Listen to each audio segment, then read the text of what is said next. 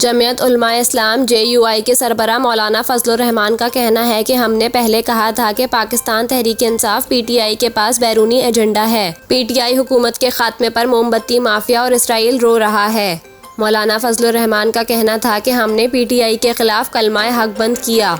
हमने पहले कहा था कि PTI के पास बैरूनी एजेंडा है।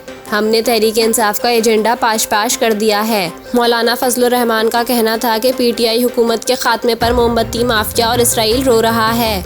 फ्रेंड ऑफ इसराइल कमेटी के अरकान चेयरमैन PTI की हिमायत में रो रहे हैं। पाकिस्तान की मुखालफत में डिपोर्ट खातून भी एक शख्स की हिमायत कर रही हैं।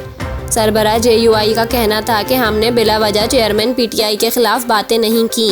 PTI हुकूमत का तख्ता उलटकर फितने की सरकोबी कर दी गई है। अगले इलेक्शन और इसके बाद भी पाकिस्तान की इस्लामी शनाख्त को मुतारिफ करवाया जाएगा।